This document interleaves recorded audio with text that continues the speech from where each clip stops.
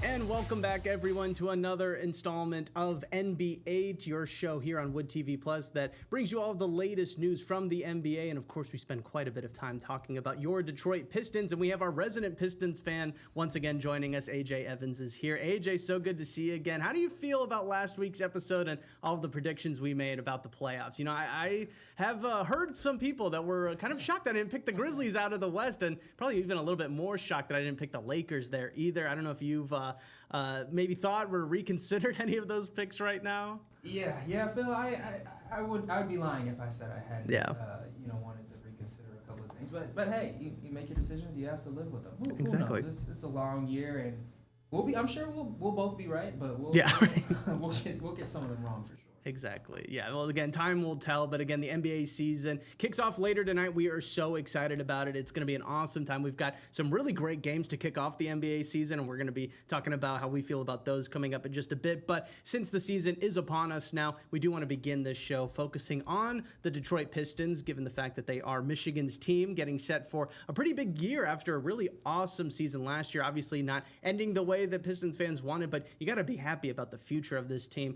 Real quickly, AJ, let's focus on some of the offseason moves that the Pistons made. Of course, we know that they added Karis LeVert and Duncan Robinson, two guys that, again, have ties to Michigan, so glad to see them back. But then a couple of guys they did end up losing, Dennis Schroeder being one, Tim Hardaway Jr. being another one. Again, some key losses, but some big gains as well. What did you really make of the offseason for the Pistons this year? Yeah, it was interesting. Obviously, I think losing Dennis Schroeder is going to hurt a lot, but on the other end, you're getting Jaden Ivey back. Right.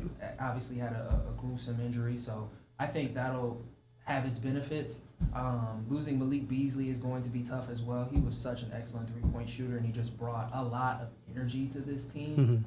But overall, I think Duncan Robinson will provide the same. And I really like the Karis LeVert signing as well. I know losing Tim Hardaway Jr. is also going to be difficult. Those are just two shooters. Shooting is so invaluable, especially today in the postseason. You need guys who can space the floor. But like I said, I think Duncan Robinson is going to bring that. And I think Karis LeVert will also bring that. I think both of these guys are they're pros. So they're going to just bring a sense of professionalism and leadership that I think this Pistons locker room could definitely use more of, just with so many young guys on the roster. And I'm very optimistic about the impact that they'll have. Definitely. And we talked about, obviously, the Pistons wanting to take that next step. But there is a scenario that many Piston fans are hoping that they don't see, and that is the fact that maybe they don't take that next step and maybe even have a down year. Again, the East is wide open. A lot of pressure on the Pistons right now. It could kind of blow back up in their face. I mean, is there something in your mind, AJ, that might keep this team, just the way it's constructed or the way that the roster is shaping out right now, that might keep them from taking that next step? I feel like we can agree that they're going to be in the playoffs, but maybe don't hit that pinnacle that maybe we think they are. Yeah, I mean, I think in terms of postseason success, the turnovers do concern me. I think that was an issue that kind of plagued Detroit last year, and that carried over into their playoff series against the Knicks. Cade Cunningham has been brilliant. Everyone knows that. He averaged almost 10 assists last season. But at the end of the day, he averaged more than 4 turnovers. And you have to be able to take care of the ball. And the issue does not start and end with him, but at the end of the day, he is the head of the snake for this team. So I think it's just a sign of this team's youth, taking care of the ball. Possessions are a premium. There's something that you just can't put a price on that you have to have in the playoffs. And oftentimes the team that turns the ball over the most is the team that goes home. So I think taking care of the ball and maximizing your possessions, it should be the goal for Detroit, not only heading into this season, but just throughout the course of the year, and then obviously heading into the playoffs, because you're going to need as many possessions as you can get. Yeah. Well, let me ask you this, because again, we touched on that this is a pretty well-organized roster. I do really like the Pistons roster, but that does beg the question, there's only one ball. There's only 5 spots in a starting lineup. I mean, are there too many issues? I feel like that could be something that could derail the Pistons season, is the fact that, you've got all these guys that showed great promise due to injuries, but now with everybody healthy again, I mean, are they going to be able to play everybody? Is everybody going to be able to get those minutes? I mean, does that worry you at all, or am I just kind of maybe thinking a little bit too hard into this? No, I do. I understand the concern, but I do think that with Cade Cunningham leading this team, that there's just I think there's going to be more than enough to go around for everybody. Right. I think everybody is developing at their own respective pace, but I think Cade Cunningham obviously he's developed into, frankly, I think one of the top 3, top 5 point guards in the NBA, and I think he's great at distributing the ball and really balancing the floor. So I mean, but this is also a good problem to have. You know, having Right. too many options, that's something that will benefit you ultimately in the long run. But you know, every night is going to be a different guy, and hopefully these guys learn along the way, and everyone feels confident and healthy heading into the postseason. But no, I'm not too concerned about it. I think with Ivy back, it's going to take some time. Yeah. You know, I think this offense is going to have to find its groove, but I'm very, very optimistic about where things are headed, and I think everybody will be able to blend cohesively. And I love that JB Bickerstaff is sticking around still because he's been around the league. He's coached multiple different teams and had success in a lot of different places. So if anybody's going to be able to kind of bring the team together as he was doing so well last year, I think JB Bickerstaff is the guy for that. Yeah, and I the thing that I love about JB is he holds guys accountable on both ends of the floor. Oftentimes with young teams, you see this brilliance on offense, and then maybe, you know, things get a bit lackadaisical on defense. He is not like that. I think the Pistons are totally locked in defensively. Everyone is accountable, and everyone wants to carry their weight on that end of the floor. And that's a testament to him and his coaching staff and the culture that they've been able to build in the short time he's been here in Detroit. Well, let's shift focus now, not just with the Pistons, but towards the entire Central Division, because I gotta say, just like looking at these teams, I mean, this is definitely the toughest division in the East and might be the toughest division in the entire league. I mean, just look at the teams that are in here. You've got the Pacers coming off. I mean, obviously with the Tyrese Halliburton injury, it changes things, but they're coming off a finals appearance. The Milwaukee Bucks still have Giannis, one of the top players in the league. You've got the Bulls, who are the Bulls. I'm going to leave it there. And then you've got the Cavs, who were, again, the top seed last year. So, I mean, you've got all of these tough teams to deal with. And the Pistons have not won the Central Division since the 2007-2008 season. So, it's been some time coming. I don't want to ask you if you think they're going to win it this time. But, again, just looking at the rest of these teams, I mean, it's going to be a tough season again for Detroit, even with all the sort of promise and hype around this team right now. Yeah, it is going to be tough, but I think this is good for the Pistons, though, ultimately. You know, you need to be able to see other teams that you might see in a playoff series. Mm-hmm. I mean, some of these teams have just set the standard for what success looks like in the Eastern Conference over the last decade. I think the Cavaliers and the Bucks are at the top of that list. The Bucks have obviously already won a title, and the Cavaliers are one of the teams that are in a prime position to do so this season. So, yeah, it's going to be tough, but I like the Pistons' chances this season. And obviously, like you said, the Pacers are not going to be at full strength.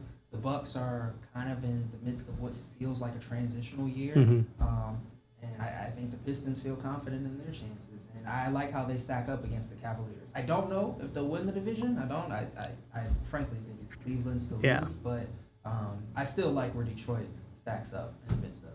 And again, I agree to that point that it is nice to, again, get those regular season matchups of teams that you might end up seeing in the playoffs, or at least getting that kind of playoff atmosphere for a game like that if everybody's kind of playing up to that full potential. And I touched on it. We said that this is probably going to be one of the toughest divisions. You had 3 teams from this division in your playoffs. I had 4. Half of the teams I have making the playoffs are from this division. And again, it's kind of clear to see why. And hopefully Detroit is able to, again, kind of stake their claim and at least win a couple of the games that they're really going to need to, again, get to that playoff seeding. For sure. Absolutely. I agree. All right, let's shift now. Again, kind of focusing on the roster a little bit for the Pistons, because I wanted to ask you about who your X factor was going to be this season. That guy that you think, if he's performing well, the Pistons are going to be doing well. If he's maybe taking a back seat, maybe he's not having that great of a season, then the Pistons are really going to be struggling as well. Do you have a guy on this team that you think is going to be kind of the engine this season? I do. I think Asar Thompson is Okay. going to be the engine for this team. Obviously, look, let's call it for what it is. Cade Cunningham is going to direct this offense. He's going to be the star. He's going to be the commander-in-chief. But at the end of the day, you need guys around your star. You're right. And And so I think Asar Thompson is going to be that guy. Look, his ability to run the floor, his athleticism, his basketball IQ, these are just things that you can't make up for and that I think are invaluable to this roster and what J.B. Bickerstaff and the front office is trying to build here in Detroit. I think Thompson has a great ability to fit within any roster that you're trying to build on both ends of the floor. Defensively, he's able to switch. His athleticism just enables him to sort of glide around. And offensively, he loves to run the lanes. And he just got a lot of points last year just off of his intensity and how hard he played alone. He didn't shoot the ball that well from behind the three-point line. He only shot, I think, 22%. But I'm looking for that number to be on the uptick this season, especially with their shooting coach, Fred Vinson, who's done a lot of work with him and Jaden Ivey. I don't know if people remember, Jaden Ivey was shooting 40% when he went down last January. So I think if Thompson's jumper takes a leap this season, he will as well, and I think this Pistons team will benefit greatly from it. But I think he's the X factor. And one thing that I'm starting to notice in the preseason is that they're putting him on a lot of like on-ball sets. So he's directing the offense a lot, and they have Cade playing off the ball, and they kind of have him playing in this like hybrid backup role. When Cade goes out, he's playing the backup point guard role. So that's been cool to see, and I really like how they're making use of that. But he's the guy that I'm keeping my eye on this season. Yeah, no, great pick. I had the same pick, honestly, but I'm going to go in a little bit of a different route because I touched on it last week, but really like Jalen Duren. You know, he's a Memphis guy too, so we have that little bit of a connection. But, you know, I love his game. You know, it's all about the rebounds, the blocks, and just being in the paint. Like, it's so great to see a guy who's, you know, almost 7 feet tall, not trying to take a million three-pointers. You know, he's back to the basket type of a player. And, you know, I really think he is the focal point of that defense, you know, just making it what it was last year. I think he's going to have an even better year. And again, he's not really on the offensive side of the ball. It's put back dunks, alley-oops, and, you know, try and grab offensive rebounds, set those nasty picks to free up some of your great guards. So again, I think he's going to be getting a lot of minutes if he can keep the fouling down to a minimum. I mean, if he's out there playing 35 minutes a game, it's hard to bet against the Pistons because just the energy he brings and the results that he brings on the court. I mean, I really like Jalen Duren. So if I had to pick somebody outside of Thompson, I'd probably go Duren with that. Yeah, man. He's an old school big. I love it. And I think the thing that's most impressed me about Duren is that he's still just found a way to stay on the floor and dominate in his minutes, even though his jumper really hasn't progressed a whole lot. He can hit a mid-range jumper here and there, but he's not out there taking threes, like you said, Phil, which is what many scouts and front offices say you need to do if you're playing the five. But he's making it work in his own way, and I'm all here for it. Yeah, well, if you've got 4 other guys on the court that can shoot the three at a high caliber, I mean, it's probably best to just have you by the rim and trying to grab anything that may miss.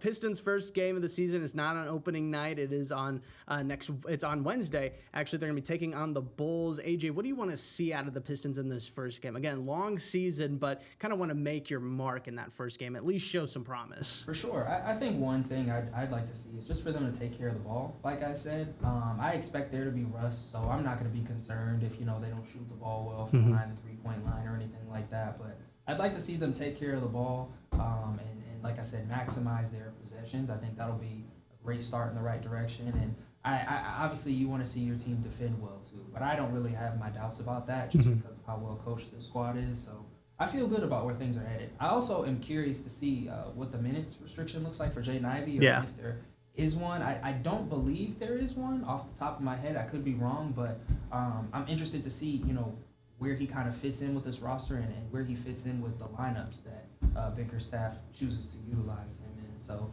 yeah, there are a lot of interesting storylines, but ultimately, like I said, I want to see them take care of the ball. I want to see how well Ivy does, and I want to see them defend well. Yeah.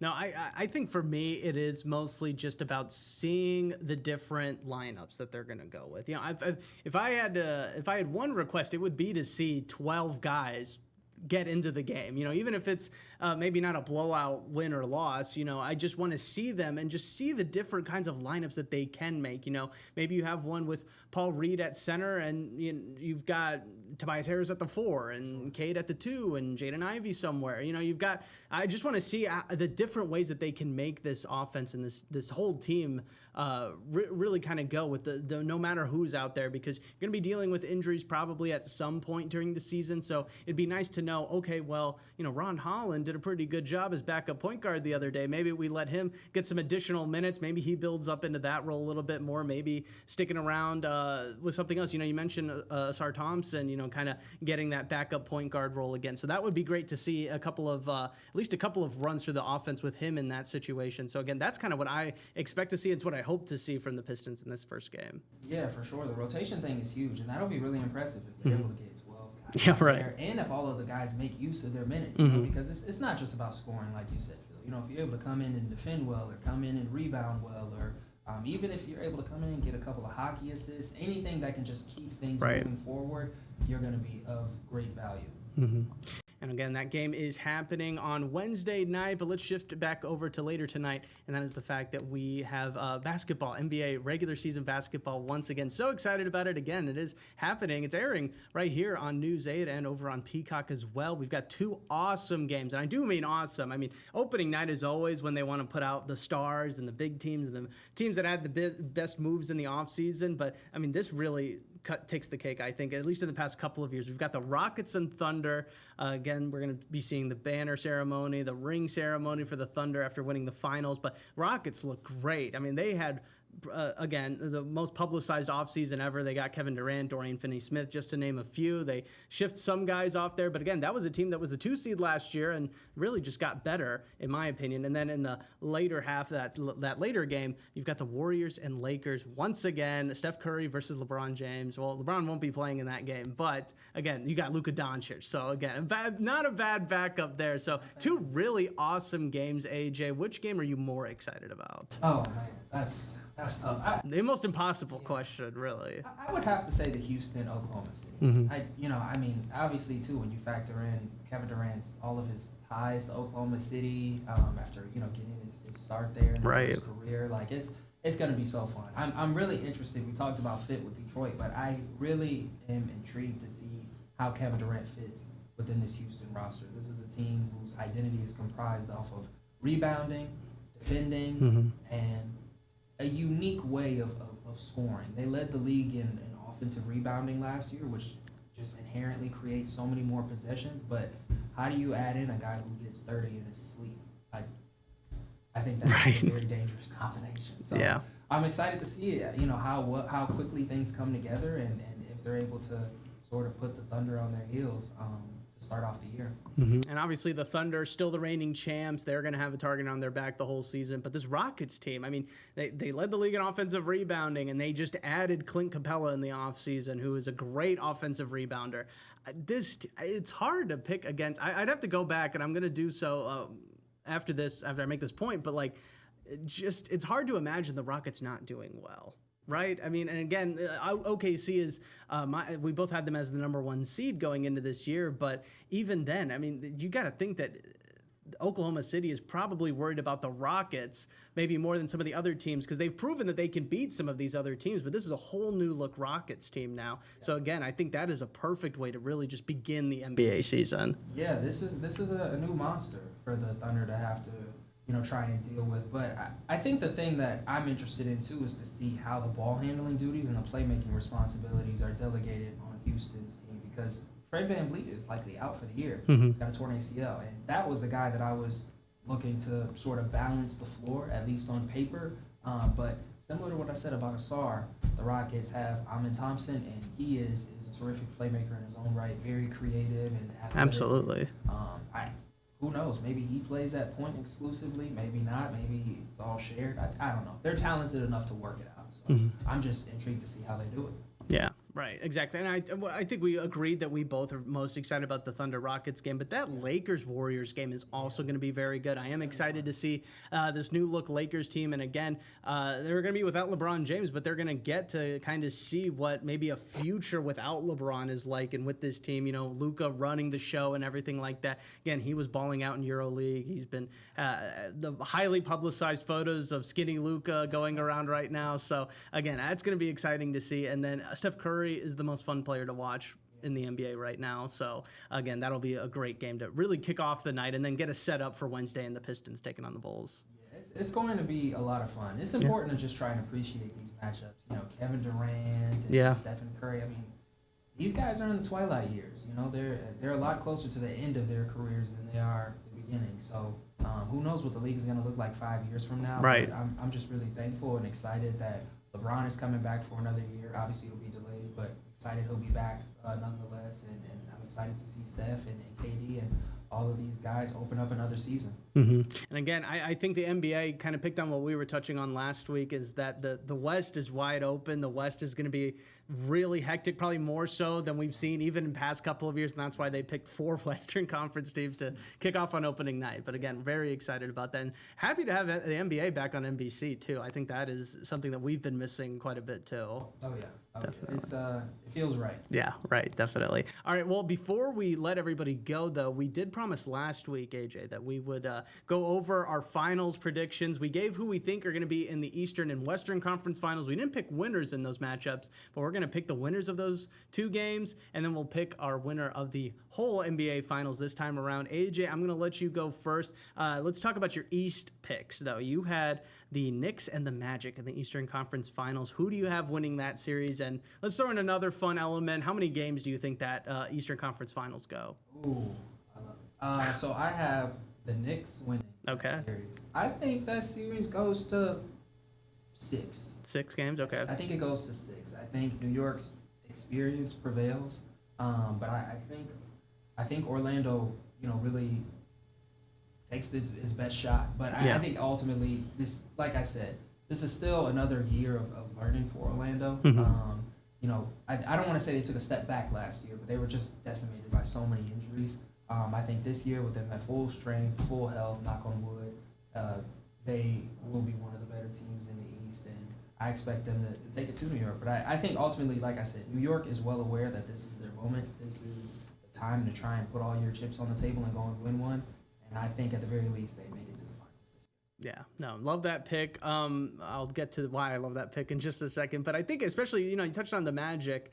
If they made it to 6 games in the Eastern Conference Finals, I would find it very hard to imagine any Magic fan thinking that is a bad year. I think they would, again, that is that next step for them. So, again, would love to see a longer series, especially in that Eastern Conference. My Eastern Conference, just to remind everybody, I also had the Knicks, but I had the Atlanta Hawks as well, kind of that reunion of Trae Young back at Madison Square Garden. I've got that series going 7 games.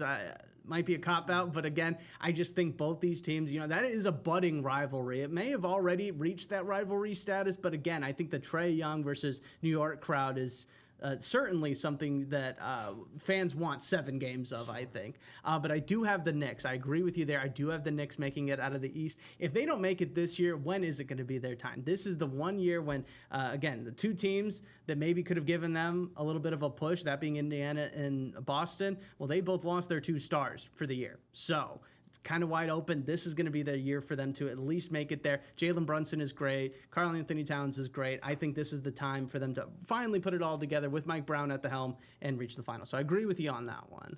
Yeah. This is their time, like you said. If it doesn't happen now, when does it happen? Right. Yeah. All right, let's move on to the West now because, again, very hectic West. You had the Nuggets and the Timberwolves in your Western Conference Finals. Again, kind of shared one of those teams again. Who do you have coming out of the Western Conference this year? I have the Minnesota Timberwolves. Okay. In the Western Conference. Kind of matching up with Anthony Edwards as our MVP pick. Oh, yeah. Yeah, this is the year of Ant, I think. I hope I'm not jinxing it, but I think it's time for him. I think he's ready to take another step. He's added so many different elements to his game, and I think he's going to bring back another element. What it is, I'm not sure. His game is so unique in his ability to just score from everywhere on the floor, his ability to score in ISO situations. I think he's talked about this offseason wanting to learn how to play more so with his back to the basket, being able to back guys down in the post. He actually said he had a little bit of dialogue with Jordan on that. So, if he got any good advice, the rest of the league should look out. Right. I'm really excited to see what he does, but nonetheless, I think he and the Timberwolves will be in the NBA Finals this year.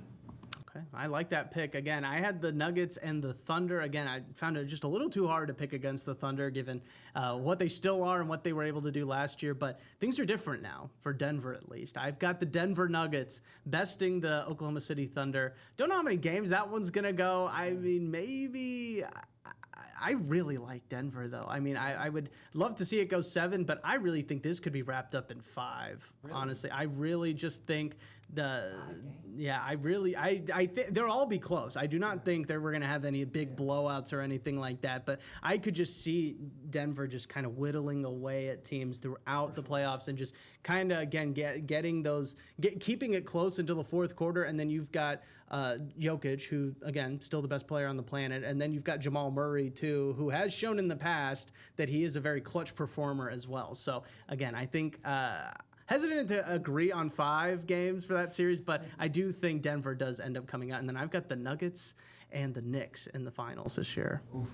Yeah, I love it, man. And yeah. Like you said, or like we talked about last week, I think it was, Denver just makes you pay. Exactly. In the postseason. Like, there are no easy possessions when you're guarding them. You have to be on all 10 toes or else you're going to get burned. So, I like it, and I could see it because Denver is the kind of team that does pull away ultimately at the end of games.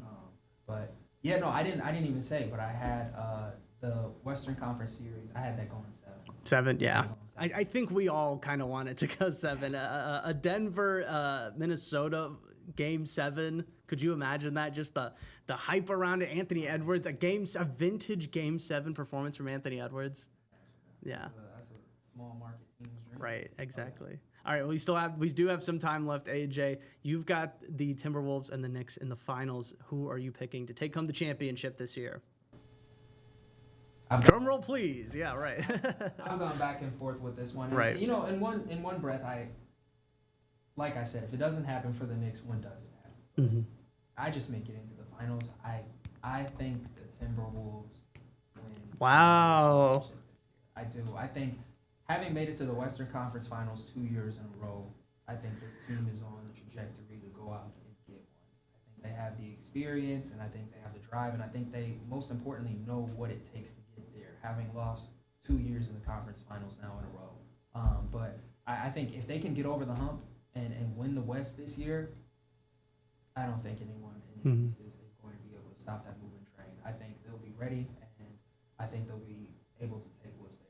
Yeah. Do you see that series going kind of longer, or do you think maybe Minnesota might just be a little bit too overpowered? I think that series goes 6 games. Yeah. 6 games, but I think Minnesota ultimately prevails. All right. Well, I like that pick again.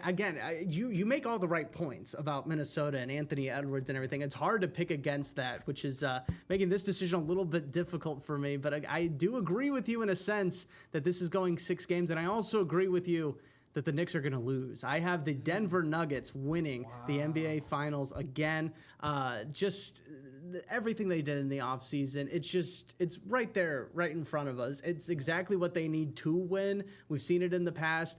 It's just always hard to pick against Jokic. They've got and Jamal Murray. Now that you add Cam Johnson, the bench is looking a little bit better, a little bit more deeper, because I feel like that was kind of what they were running into is, all right, put 3 guys on Jokic, who's going to make a shot for them? Right. I think they kind of fixed that this offseason. They brought back Bruce Brown, who I really like as a role player. It's just hard to pick against them. And I just want... I think Jokic is going to get another championship at some point, and again, I feel like this is that year to get it. And again, no shade to the New York Knicks, but like you said, getting to the finals is kind of the goal for them, I think, at this point. At least reaching there, showing that they have the ability to win some of these big series, get to the finals. But yeah, I just think they run into a buzzsaw with Denver at the end. For sure, yeah. Denver's going to be dangerous. Yeah. This is an interesting year for them because they've sort of retooled a little bit. You got a new head coach, and you got these new additions that are going to play a pivotal role in your success, for better or worse. So I'm really intrigued to see what they do, but I certainly do think things could go to the next level, and it would not surprise me at all if they were holding the trophy at the end of the year, Phil. Absolutely. Well, time will only tell on that, but I just am so excited about the NBA being back later tonight. Again, it feels right to have NBA back on. And again, the Pistons playing tomorrow also helps out with that. But we're so excited about it. We're going to be back again next week talking about these first couple of games for the Detroit Pistons and letting you know what we think about those games, and also just bringing you up to date on everything happening in the state of the NBA. So AJ, again, thank you so much for stopping by. We'll see you again next week. Of course. Thanks for having me.